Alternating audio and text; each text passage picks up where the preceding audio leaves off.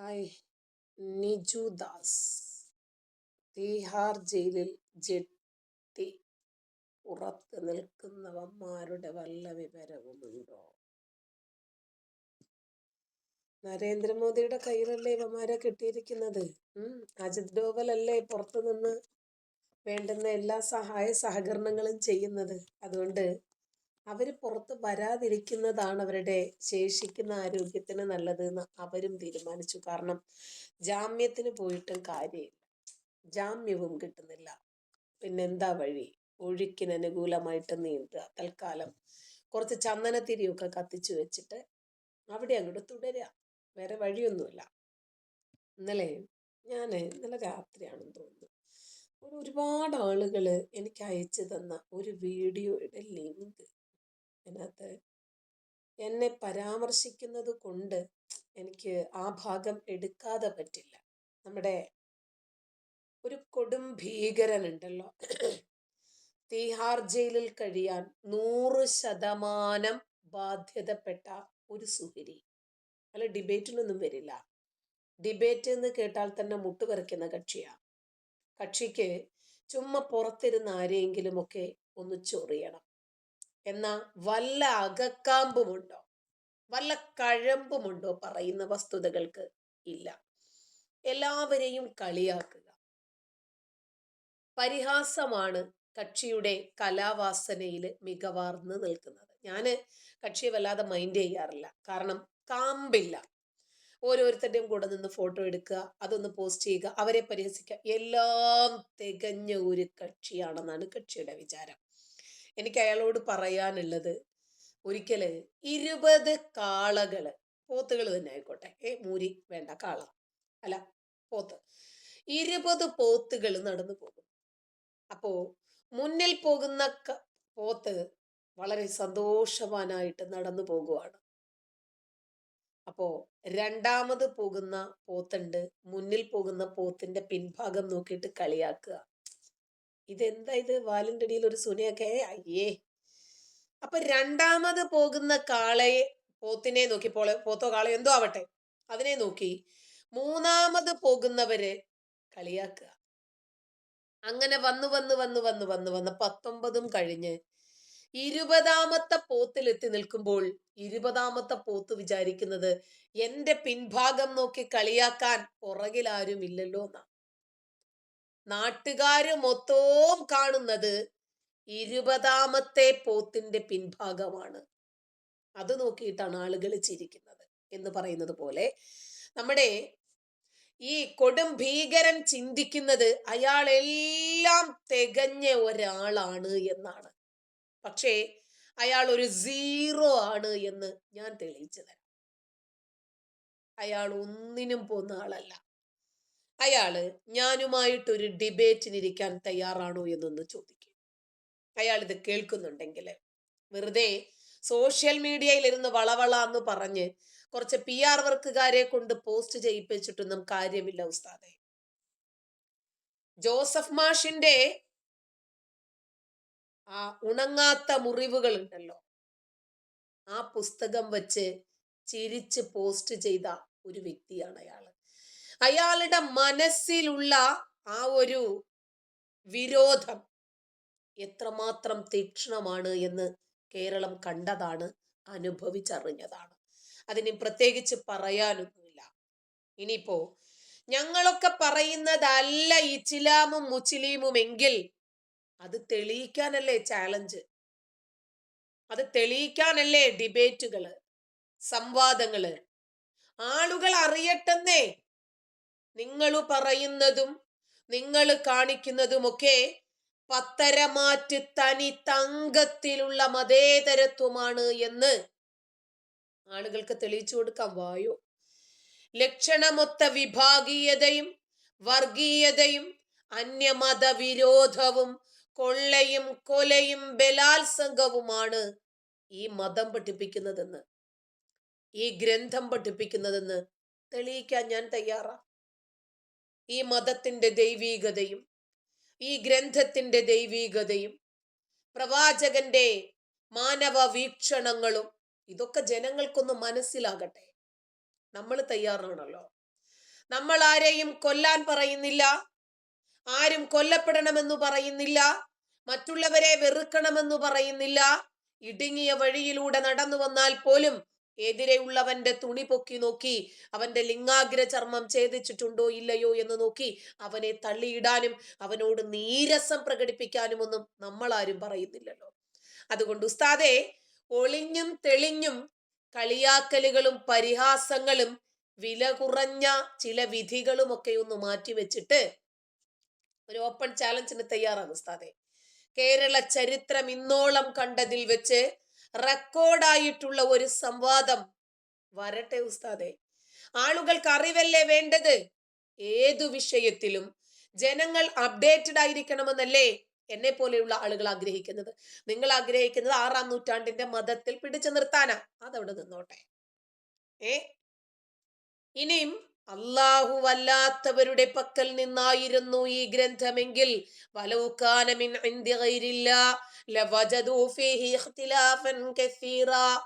ഈ ഗ്രന്ഥത്തിൽ ധാരാളം വൈരുദ്ധ്യങ്ങൾ കാണുമായിരുന്നു എന്നല്ലേ? ശരി ഉസ്താദെ, ഇത് വൈരുദ്ധ്യമുള്ള കിതാബാണോ? മാനവമോചനത്തിന് അള്ളാഹു നൽകുന്ന ദൈവിക സന്ദേശങ്ങളും വെളിപാടുകളുമാണോ? ഇതിനകത്തുള്ള കൊള്ളകളും കൊലകളും അന്യമത വിരുദ്ധതകളും ഒക്കെ ജനങ്ങളൊന്ന് അറിയട്ടെ ഉസ്താദെ. ബഷീർ തീട്ടം കോരുന്ന ആളാണോ? ഇല്ല, ഞങ്ങളുടെ വീട്ടിൽ ടോയ്ലറ്റ് ഉണ്ട്, വേണമെങ്കിൽ ഞാൻ തൂറിയിട്ട് പാർസലായിട്ട് അയച്ചു തരാം, അഡ്രസ്സ് വിട്. രാവിലെ തൂറിയ ആളുകളെയും തൂറാത്ത ആളുകളുടെയും ഒക്കെ സെൻസസ് എടുക്കാൻ വേണ്ടിയിട്ട് ഇറങ്ങിയതാണ് ബഷീർ അല്ലേ? നിന്നെ കണ്ടാൽ തന്നെ അറിയാം. തീട്ടം കോരല്ല ജോലിയല്ലേ? എന്താ വളം അങ്ങനെ എന്തെങ്കിലും ഉൽപ്പാദിപ്പിക്കുന്നുണ്ടോ? മനുഷ്യന്മാരുടെ മാത്രമേ എടുക്കത്തുള്ളൂ. ഞങ്ങളുടെ വീട്ടിലൊരു പട്ടിയുണ്ട്, ഡോബർമാൻ. അത് തൂറിയത് കുറച്ച് ഉണക്കിയെടുത്ത് കവറിനകത്ത് വെച്ചിട്ടുണ്ട്. അഡ്രസ്സ് പറഞ്ഞാൽ പാർസലായിട്ട് അയച്ചു തരാം. കുറച്ച് പൈസ എൻ്റെ കയ്യിൽ നിന്ന് പോകും പോസ്റ്റൽ ചാർജ് ആയിട്ട്, എന്നാലും സാരമില്ല ബഷീറെ, അയച്ചു തരാം. നിന്നെ പോലെയുള്ള ആളുകൾ വേണമെങ്കിൽ അതൊരു തൊപ്പി രൂപത്തിലാക്കിയിട്ട് തലയിൽ കെട്ടി വെച്ചുകൊണ്ട് നിൽക്ക്, കുറച്ച് വെളിവ് വരട്ടെ. അപ്പോ ഈ ഉസ്താദിനെ കഴിഞ്ഞ ദിവസം നമ്മുടെ മാത്യു സർ എടുത്തിട്ട് ഒന്ന് അലക്കിയിട്ടുണ്ട്. ഒന്ന് കേൾക്കാം. ആൾക്ക് എന്താ പറയാനുള്ളത് എന്നുകൂടി നമ്മളൊന്ന് കേൾക്കണമല്ലോ. കാരണം ഒളിഞ്ഞും തെളിഞ്ഞും പോയിരുന്ന് കരയലാണ് കക്ഷിയുടെ ജോലി. അതല്ലാതെ നമ്മൾ പറഞ്ഞ ഏതെങ്കിലും ഒരു വിഷയം എടുത്തിട്ട് ഇസ്ലാമിക ഗ്രന്ഥത്തിൽ പ്രതിനിധാനം ചെയ്യുന്നതാണോ അല്ലേ, ഖുർആൻ പരാമർശിക്കുന്നുണ്ടോ ഇല്ലേ എന്ന് പറയണമെങ്കിൽ തലയ്ക്കകത്ത് മറ്റേ സാധനം കൊണ്ട് നടന്നാൽ പറ്റത്തില്ല ഉസ്താദെ. അതിനകത്തെ വേറെ ചില സാധനങ്ങൾ കൂടി വേണം. അതില്ലാത്ത നിന്നോടൊക്കെ പറഞ്ഞിട്ട് എന്താണാവുമേ കാര്യം? അബ്ദുൽ നാസർ മദനിയേക്കാൾ കൊടും ഭീകരനായിട്ടുള്ള തീഹാർ ജയിലിൽ അടയ്ക്കപ്പെടേണ്ടുന്ന ഒരു വ്യക്തിത്വമാണ് ഈ സുഹരി എന്ന് പറയുന്ന നാറി. അവനെ ഒരിക്കലും ഞാൻ അവനെ പരാമർശിക്കാനോ അവന്റെ പേര് പറയാനോ അവന്റെ ചിത്രം എടുത്ത് കാണിക്കാനോ അവനെ എടുത്ത് റിയാക്ട് ചെയ്യാനോ ഒന്നും ശ്രമിക്കാത്തത് അതിനു വേണ്ടി ഇല്ല അവൻ. അതുകൊണ്ടാണ് അവനെ കുറച്ച് PR വർക്കുകാരായിട്ടുള്ള ഫാൻസുകൾ കൊണ്ട് നടക്കുന്നുണ്ട്. ഇനി അതല്ല എങ്കിൽ അവൻ ഡിബേറ്റിന് വന്നിരിക്കട്ടെ അല്ലേ? അതല്ലേ ഒരു മര്യാദ? ഞാൻ പറയുന്ന വസ്തുതകൾ എവിടെയും സമർത്ഥിക്കാൻ എനിക്ക് സാധിക്കുമെന്നുള്ളത് കൊണ്ടും ഈ കിതാബ് എന്റെ കൈവശമുള്ളത് കൊണ്ടും എനിക്ക് ഒരു ഭയവുമില്ല. ഞാൻ തയ്യാറാണ്. അപ്പോൾ അയാൾക്ക് പറയാനുള്ളത് എന്താണ് എന്ന് നമ്മുടെ മാത്യു സാർ നല്ല മറുപടി കൊടുക്കുന്നുണ്ട്. എന്നാലും ഞാൻ ഇവന്റെ വീഡിയോ ഒന്നും കാണാറില്ല. മാത്യു സാറിന്റെ വീഡിയോ കണ്ടപ്പോഴാണ് എനിക്ക് ഇയാള് എന്നെ പരാമർശിച്ചിട്ടുണ്ടെന്ന് എനിക്ക് മനസ്സിലായത്. എന്നാ പിന്നെ എന്താണ് നമുക്ക് പറയാനുള്ളത് എന്നൊന്ന് പറയാനും കൂടി ഉള്ളൊരു ചാൻസ് ആയല്ലോ, അത് നോക്കാന്ന് വിചാരിച്ചു.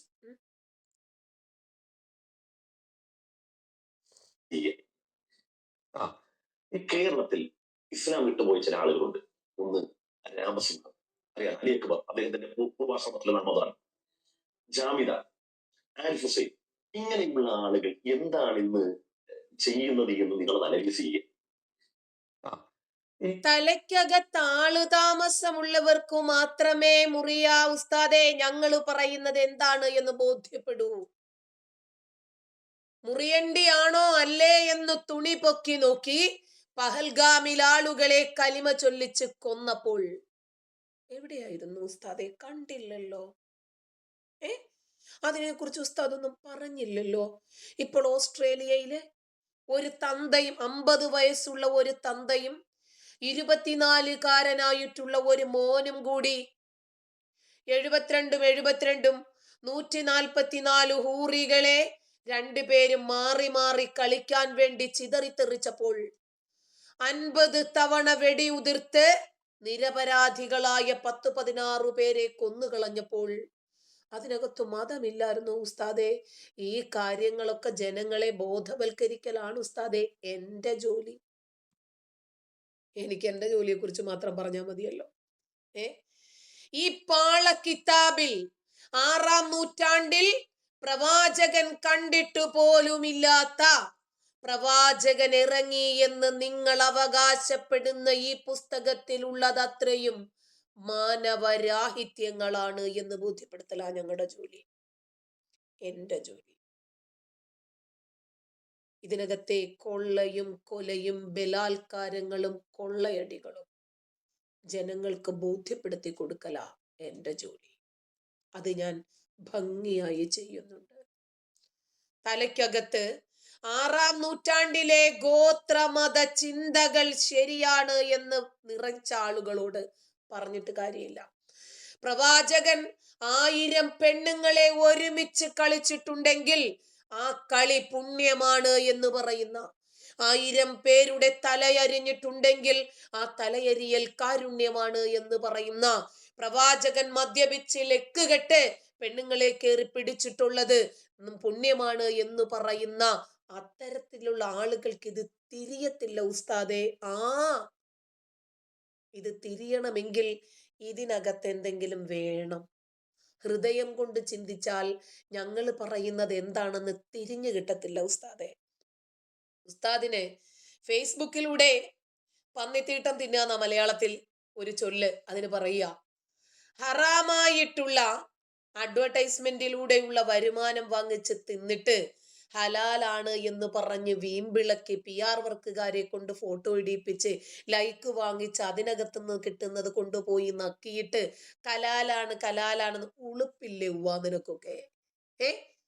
കുറെ യൂട്യൂബ്, കുറെ ഫേസ്ബുക്ക്, എന്നിട്ടോ അതിനകത്ത് വന്നിരുന്നിട്ട് പറയുന്നത് അത്രയും ജൂതനെ പച്ചത്തെറി വിളിക്കല. ആദ്യം ജൂതൻ ഉണ്ടാക്കിയ ഷർട്ടിന്റെ ബട്ടൺസും പാന്റിന്റെ സിബും കോട്ടും മൊബൈൽ ഫോണും വാട്സാപ്പും ഇന്റർനെറ്റും വലിച്ചെറിയുക. നിനക്കൊക്കെ പറ്റുന്നത് 6-ാം നൂറ്റാണ്ടിലെ വള്ളി നിക്കറും ആ തോൽപാത്രവുമാണ്. അത് മോശമാണെന്നല്ല ഞാൻ പറഞ്ഞത്. ജൂതന്റെതൊക്കെ ഉപയോഗിച്ചിട്ട് ജൂതനെ തെറി പറയുക. എന്താ ജാമിത ഒക്കെ സമൂഹത്തോട് പറയുന്നത്? തലയ്ക്കകത്ത് ആള് താമസമുള്ളവർക്ക് മനസ്സിലാകും. ആ സൈനുദ്ദീൻ പൊടി ഉണ്ടെങ്കിൽ കുറച്ച് അപ്പുറത്ത് പോയി നിന്നൊന്ന് തട്ടിക്കളഞ്ഞേരെ കേട്ടാ. ഒലിച്ചു വരുന്ന പൊടിയൊന്നും അല്ലല്ലോ, അതിന് പൊടിയെന്ന് പറയത്തുമില്ല കേട്ടോ. ശരി, മാറിപ്പോയിരുന്ന് ഒന്ന് ചുരണ്ടിക്കള ചെല്ല്. തീട്ടം കോരാൻ വേണ്ടിയിട്ട് ഒരു ബഷീറും വന്നിട്ടുണ്ട്, അവനെയും കൂടെ കൂട്ടി വിളിച്ചോ ചെല്ല്. നിനക്കൊന്നും പറ്റിയ പ്ലാറ്റ്ഫോം അല്ല കാക്ക ഇത് കേട്ടാ. നിനക്കൊക്കെ പറ്റിയത് ഇതുപോലെയുള്ള തീവ്രവാദികൾ വീഡിയോ ചെയ്യുന്നുണ്ട്, അവിടെ ചെന്ന് കാണിച്ചെല്ല്. ഇവിടെ നിനക്കൊന്നും പറ്റില്ല. അപ്പോ നമ്മള് ഈ വിശുദ്ധ പുസ്തകമെന്ന് പറയുന്ന ലക്ഷണമൊത്ത വർഗീയ കിതാബിൽ എന്താണുള്ളത് എന്ന് ജനങ്ങൾക്ക് ബോധവൽക്കരണം നടത്തുന്ന പണിയാ. അത് കുറച്ച് ഭാരിച്ച ഉത്തരവാദിത്വമുള്ള പണിയാ. മതത്തിന്, തീവ്രവാദത്തിന് മതമില്ല എന്ന് പറയുമ്പോൾ മതത്തിനും തീവ്രവാദമുണ്ട്, തീവ്രവാദത്തിനും മതമുണ്ട്. ഇസ്ലാമും മുസ്ലിമും രണ്ടല്ല, ഒന്ന് തന്നെയാണ്. തീവ്രവാദവും ഇസ്ലാമും രണ്ടല്ല, ഒന്നാണ് എന്ന് പഠിപ്പിക്കാനുള്ള ഒരു ബാധ്യത നമുക്കില്ലേ? ആ അഹമ്മദ് കുട്ടി ഉമ്മയാണോ തേവിടിച്ചു മോനെ? ആണോ കാക്ക? ഓ, വാപ്പ തേവിടിക്കാൻ വേണ്ടിയിട്ട് പോയപ്പോൾ ഉമ്മായെ കണ്ടുപിടിച്ച് വേശ്യാലയത്തിൽ നിന്ന് കൊണ്ടുവന്നതായിരിക്കും അല്ലേ? അല്ല, മദ്രസയിലാണോ ആടിത്തെളിഞ്ഞത് ഉമ്മ? ആണോ? ഡാ, നിന്റെയൊക്കെ തന്തയെയും തള്ളയെയും പറയിപ്പിക്കണ്ടെങ്കിൽ മാറിപ്പോകുക. എന്നെ പറഞ്ഞാൽ ഞാൻ തിരിച്ചു പറയും. ഞാൻ ഗാന്ധിയൻ സിദ്ധാന്തക്കാരിയൊന്നുമല്ല.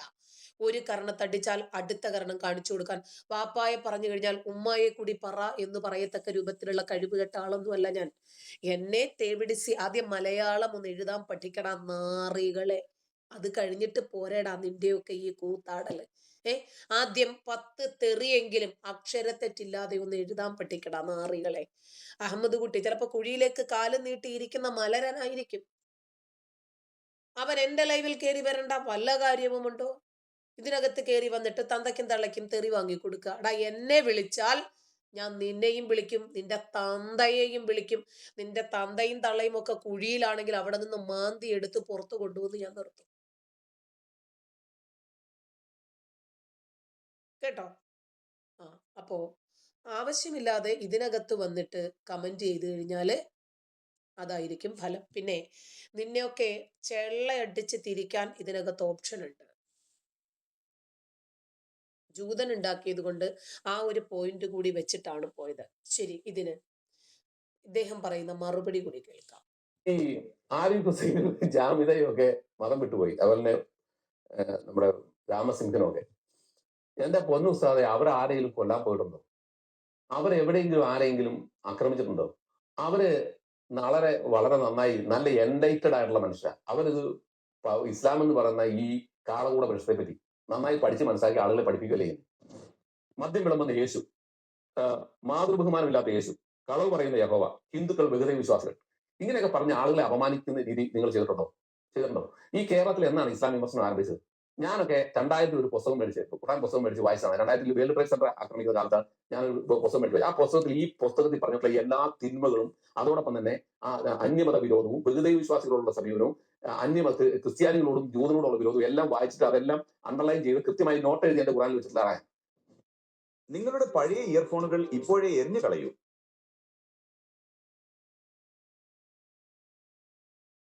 തലയ്ക്കകത്ത് ആളുതാമസമുള്ളവർ ഈ പുസ്തകത്തിനകത്ത് എന്താണെന്ന് നോക്കും, അത് എഴുതി വരും തലമുറയ്ക്ക്. സുഹൃത്തുക്കളെ, നമുക്ക് ഇന്ന് എനിക്കറിയില്ല ഇദ്ദേഹത്തെ പറ്റി ഒരു ഉസ്താദാണ് എന്ന് എനിക്ക് തോന്നുന്നു. വേഷഭൂഷാദികളുണ്ട്. അദ്ദേഹത്തിന്റെ ക്ലാസ് ആണ് നമ്മൾ ഇന്ന് കേൾക്കുന്നത്. നമ്മളെല്ലാവരും പേനയും പേപ്പറും എടുക്കണം. കാരണം വിജ്ഞാനപ്രദമായിട്ടുള്ള ഒരു ക്ലാസ് ആണ്.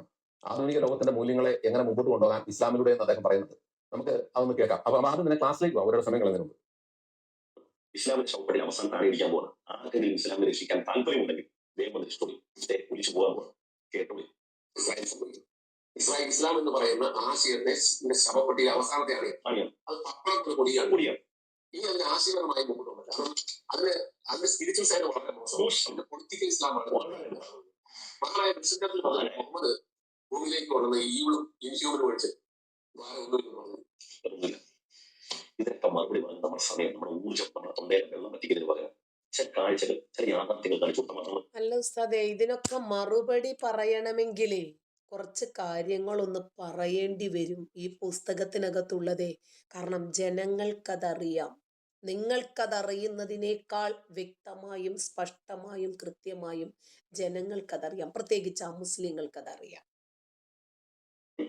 ഇപ്പൊ വയനാട് സ്വദേശി ഏറ്റവും അടുത്തൊരു സുഹൃത്ത്, അദ്ദേഹം ഇറ്റലിയിലെ നമ്മളെ പൊളികളാക്കി.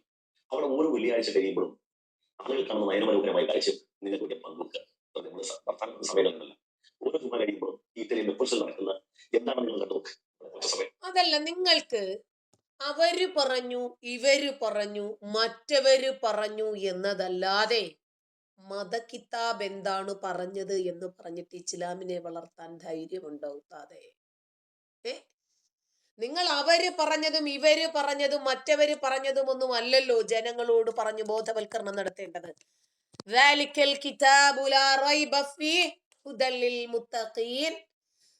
സൂക്ഷ്മതയുള്ള ആളുകൾക്ക് മാർഗദർശനമായി അള്ളാഹു അയച്ച സന്ദേശമല്ലേ ഉസ്താദേ നിങ്ങൾ പറയേണ്ടത്? അല്ലേ? ലഖദ് കാന ലക്കും ഫീ റസൂലില്ലാഹി ഉസ്വത്തുൻ ഹസന. ആ പ്രവാചകനിൽ ഉത്തമമായ മാതൃകയുണ്ട് എന്നല്ലേ ഉസ്താദേ ഖുർആൻ പറഞ്ഞത്? ആ പ്രവാചകന്റെ മാതൃകകളും ഖുർആനും ഹദീസും ഒക്കെ എടുത്തിട്ട് അങ്ങോട്ട് കീച്ചു ഉസ്താദേ. എന്നിട്ടല്ലേ ഇസ്ലാമിന്റെ ശവപ്പെട്ടിയിൽ ആണിയടിക്കാതെ ഇസ്ലാമിനെയും മുസ്ലിമിനെയും ഒക്കെ സംരക്ഷിക്കാൻ വേണ്ടിയിട്ട് ഇറങ്ങിത്തിരിക്കേണ്ടത്. ഇച്ചിരി ഉളുപ്പൊക്കെ ആകാം കേട്ടോ. അയ്യോ, എല്ലാവരോടും അല്ല കേട്ടോ. ഇയാളോട് നമ്മൾ ഇച്ചിരി ഉളുപ്പും മാനവും വേണമെന്നൊന്നും പറയാൻ പറ്റില്ല. കാരണം ഉളുപ്പ് എന്താണ് എന്ന് അറിയാത്ത ആൾക്കാരോട് നമ്മളതൊന്നും പറഞ്ഞിട്ട് വലിയ കാര്യവുമില്ല. അതുകൊണ്ട് എനിക്ക് അവസാനമായിട്ട് പറയാനുള്ളത്, നമ്മൾ പറയുന്നത് തെറ്റാണ് എന്ന് നിങ്ങൾക്ക് തോന്നുന്നുണ്ടെങ്കിൽ അത് തെളിയിക്കാൻ ഒരുപാട് അവസരങ്ങൾ ഇന്നുണ്ട്.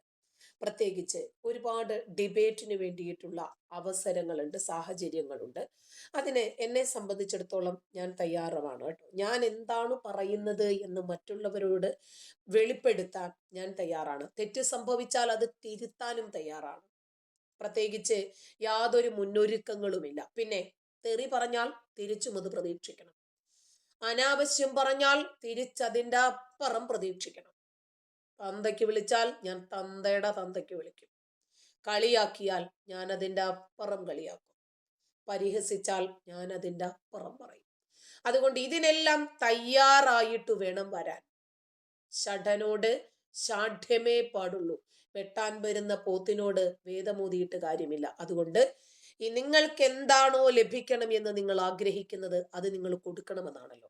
എങ്ങനെയാണോ ഇങ്ങോട്ടുള്ള അപ്രോച്ച് അങ്ങനെ തന്നെ ആയിരിക്കും തിരിച്ചങ്ങോട്ട്. ഇതുവരെ ഞാൻ ഇവനോട് സംസാരിക്കാനോ ഇവന്റെ വീഡിയോ എടുത്ത് റിയാക്ട് ചെയ്യാനോ തയ്യാറായിട്ടില്ല. ഇത് കേൾക്കുന്നത് തന്നെ എനിക്ക് ദേഷ്യമാണ്, എനിക്കിഷ്ടമല്ല.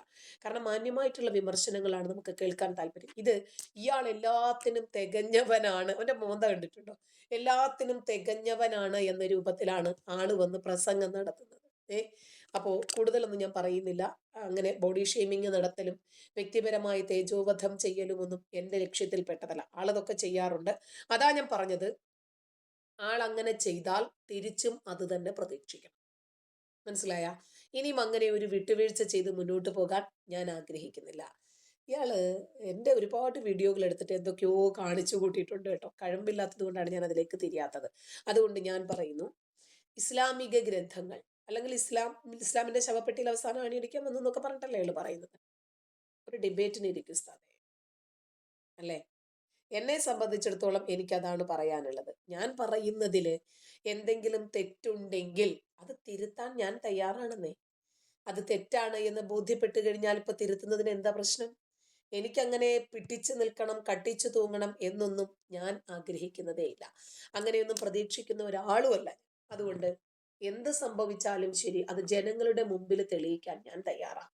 ഈ മതം ഒരു വൈറസ് ആണ് എന്ന് പറയാൻ കാരണം എന്താണ്? ഈ മതം ലോകത്തെ ബാധിച്ച ഒരു ക്യാൻസർ ആണ് എന്ന് പറയാൻ കാരണം എന്താണ്? പല നാടുകളിലും നമ്മൾ കാണുന്നില്ലേ, മാർക്കായി ഹ്യുണ്ടായി എന്ന് പറയുന്ന സ്ഥലത്ത് സ്വയം പൊട്ടിത്തെറിച്ച് കുറേ പാവങ്ങളെ കൊന്നൊടുക്കിയ ഒരു തീവ്രവാദിയെ കുറിച്ച്, 19കാരനെ കുറിച്ച് മാധ്യമങ്ങൾ മൊത്തം ചർച്ച ചെയ്തിരുന്നു. ഇതിന്റെ ഉറവിടം എന്താ? ലോകത്തിന്റെ വിവിധ ഭാഗങ്ങളിൽ നമ്മൾ കേൾക്കുന്നു ഇത്തരം പൊട്ടിത്തെറികൾ, ഇത്തരം ഭീകരാക്രമണങ്ങൾ. ഇതൊക്കെ ആരായി ചെയ്യുന്നത്? നൈജീരിയയില് ഒരു ദിവസം തന്നെ 2000 ക്രിസ്ത്യാനികളായിട്ടുള്ള മനുഷ്യരെ കൊന്നിട്ട് അവരിലെ ഡോക്ടർമാരെയും എഞ്ചിനീയർമാരെയും കളക്ടർമാരെയും ഒന്നും തെരഞ്ഞു പിടിക്കാൻ, അവർക്ക് വെള്ളം കൊടുക്കാൻ പോകാൻ, ഹാഷ്ടാഗ് ഇടാൻ, ഓൾ ഐസ് ഒന്നും വേണ്ട, ഒരു കൊച്ചു കൊച്ചു ഐസെങ്കിലും ഒന്ന് അങ്ങോട്ട് അയക്കാൻ ഇവിടെ ആർക്കും കഴിഞ്ഞില്ല.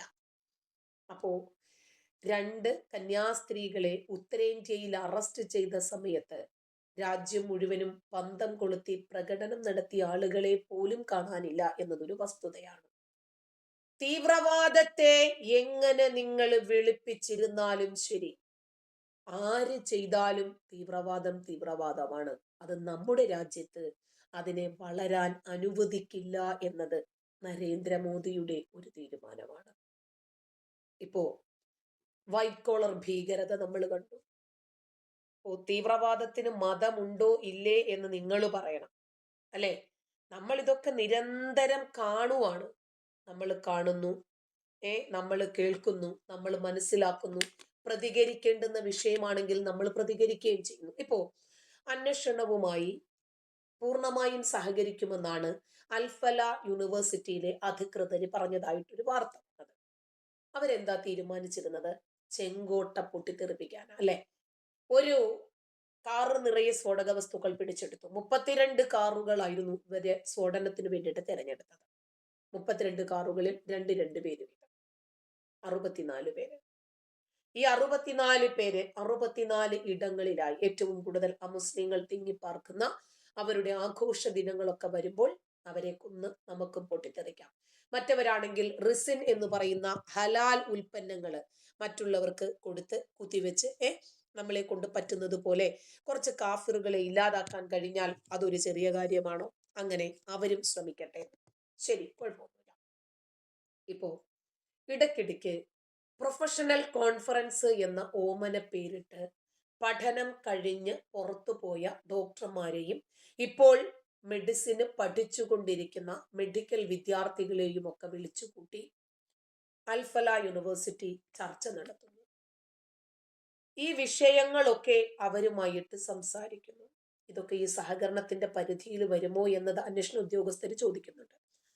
സർവകലാശാലകളിലും ആശുപത്രികളിലുമൊക്കെ എന്ത് ചർച്ചകളാണ് നടന്നിരുന്നത്?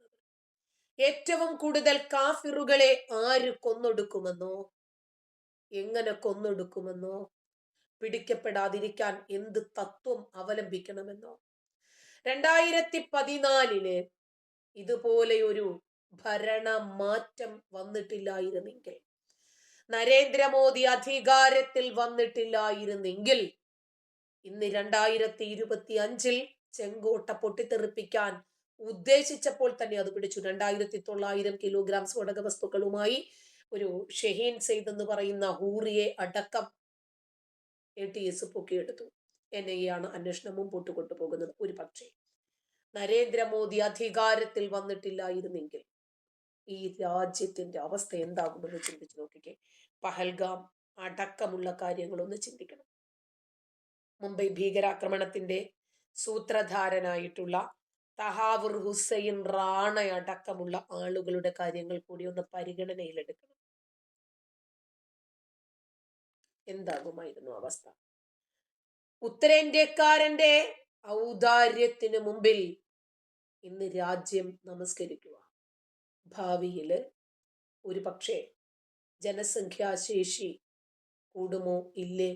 നമ്മുടെ രക്ഷയ്ക്കെത്താൻ നരേന്ദ്രമോദിക്ക് തുടർന്നും സാധിക്കുമോ ഇല്ലേ? പക്ഷെ ഇവിടെ മതേതരത്വം 3 നേരം പുഴുങ്ങി തിന്നുന്ന, സ്വന്തം ശവക്കുഴികൾ തോണ്ടുന്ന ചില സെക്യുലറിസ്റ്റുകളെ പറയാതെ വയ്യ. മക്കളുടെ മതവിദ്യാഭ്യാസത്തിനും ഉന്നത വിദ്യാഭ്യാസത്തിനും ഒക്കെ അയക്കുന്ന മാതാപിതാക്കൾ എന്താണ് ഉദ്ദേശിക്കുന്നത്? നാളെ പത്രത്തിൽ വരുന്ന നമ്മളുടെ മക്കളുടെ ഫോട്ടോയെ കുറിച്ചിട്ടാണോ?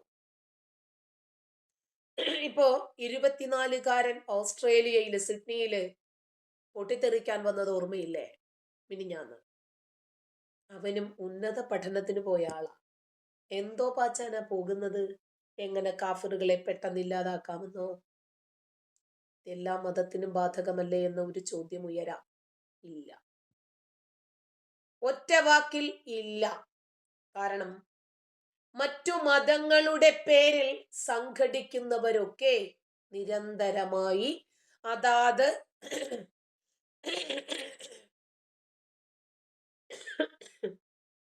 അവരെന്തിനു വേണ്ടിയാണോ ഓരോ സംഘടനകൾ ഉണ്ടാക്കുന്നത്, ആ സംഘടനകളുടെ പ്രവർത്തന മേഖലകളിൽ സോഷ്യൽ ഓഡിറ്റിങ്ങിന് വിധേയരാകുന്നുണ്ട്.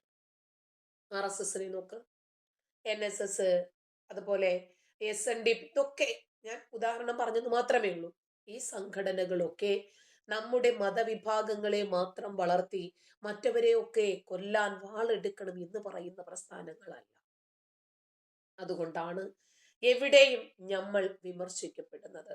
അത്തരം ഒരു സാമൂഹികമായിട്ടുള്ള സാമുദായികമായിട്ടുള്ള ഓഡിറ്റിങ്ങിന് ഇസ്ലാമിക സംഘടനകൾ വിധേയരാകുന്നുണ്ടോ?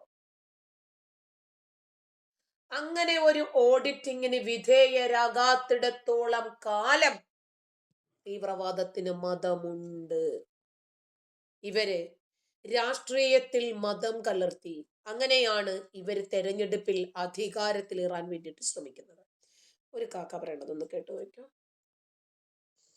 അതിനിപ്പോ നിങ്ങൾക്ക് ഏത് രൂപത്തിലും ചിന്തിക്കുക. രാഷ്ട്രീയമാണ്, ഇലക്ഷനാണ്, പൈസ കൊടുക്കും, എന്താണോ കൊടുത്തിട്ട് വോട്ട് വാങ്ങണം, ആരൊക്കെ വോട്ട് വാങ്ങേണ്ടത് ഇതൊക്കെ വാങ്ങുകയും ചെയ്യും, ജയിക്കുകയും ചെയ്യും. അത് ഇലക്ഷൻ ഇറങ്ങണ ഞങ്ങളൊരു പരിപാടിയാണ്. ഇത് ഇലക്ഷനാണല്ലോ നമ്മൾ ഇറങ്ങണത്, അല്ലാതെ പള്ളി കമ്മിറ്റിന്റെ മത്സരത്തിനൊന്നുമല്ലല്ലോ ഇറങ്ങണത്.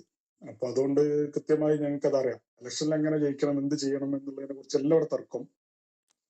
അതിനിപ്പോ കണ്ടല്ലോ, അധികാരം മാത്രമാണ് നമ്മുടെ ലക്ഷ്യമെന്ന്. അതിനകത്ത് പൈസ കൊടുക്കും, വശീകരിക്കും, പറ്റുന്നതൊക്കെ ചെയ്യും. നമ്മൾ പള്ളി കമ്മിറ്റിയുടെ പിരിവിനല്ലല്ലോ ഇറങ്ങുന്നത്. കൊപ്പം പഞ്ചായത്ത് ജനാധിപത്യ വിശ്വാസികളോട് ഞാൻ പറഞ്ഞത്, UDF വോട്ട് ചെയ്താൽ നേട്ടങ്ങൾ ഉണ്ടാവില്ല. മോലിക്ക് പ്രസിഡന്റ് സ്ഥാനത്തിനും പിന്നെ വൈസ് പ്രസിഡന്റ് സ്ഥാനത്തിനും തല്ലും വെക്കാനും കൂടിയിട്ട് ഭരണം ക്യാൻസലാക്കാനും ഭരണങ്ങൾ കൊണ്ടുവരാനും വികസനം നടത്താനും കഴിയില്ല. കാരണം അതില് UDF എന്ന് പറഞ്ഞ പ്രബുദ്ധരായ ജനങ്ങൾക്ക് മനസ്സിലാക്കാൻ പറ്റുന്ന ഒരു വിഷയമാണത്. അതുകൊണ്ട് കൊപ്പം പഞ്ചായത്തിലെ ജനങ്ങള് ആത്മാർത്ഥമായിട്ട് ചിന്തിച്ചിട്ട് നിങ്ങളുടെ വോട്ട് രേഖപ്പെടുത്തേണ്ടത് ആർക്കാണെന്നുള്ളത് നിങ്ങൾ വിലയിരുത്തുക. പാർട്ടി എനിക്കും ഉണ്ടാവും, നിങ്ങൾക്കും ഉണ്ടാവും, ജനങ്ങൾക്കും ഉണ്ടാവും. ഓരോരുത്തർക്കും ഓരോരുത്തരായ പാർട്ടി ഉണ്ടാവും, ഒരു ആശയം ഉണ്ടാവും. പക്ഷെ കൊപ്പം പഞ്ചായത്തിനെ സംബന്ധിച്ചിടത്തോളം VV വേലായുധൻ, ഫസ്റ്റിൽ VV വേലായുധൻ പാവം മരണപ്പെട്ടു പോയി. അദ്ദേഹം ഒരു വൈസ് പ്രസിഡന്റ് സ്ഥാനത്തിന് വേണ്ടിയിട്ട് അധികാരം നമ്മളിൽ നിന്ന് നഷ്ടപ്പെട്ടു, അല്ലെങ്കിൽ UDF കയ്യിൽ നിന്ന് നഷ്ടപ്പെട്ടു. അത് കഴിഞ്ഞിട്ട് ഒരുപാട് ഭരണങ്ങൾ വന്നു. ഈ ഭരണങ്ങളിലൊക്കെ വൈസ് പ്രസിഡന്റിനും അതല്ലെങ്കിൽ കോൺഗ്രസ് അതിൻ്റെതായ പല കോൺഗ്രസുകളും അതിൻ്റെതായ തല്ലുമക്കാനുമായിട്ട്, ഞാൻ ചുരുക്കം പറയട്ടെ, കഴിഞ്ഞ പ്രാവശ്യം നമ്മളവിടെ 2021 ഒരു ഇലക്ഷൻ കഴിഞ്ഞ പഞ്ചായത്ത് ഇലക്ഷൻ. ആ ഇലക്ഷനിൽ ഞാൻ ചോദിക്കട്ടെ, ഞാൻ പറയുന്നത് തെറ്റാണോ ശരിയാണോ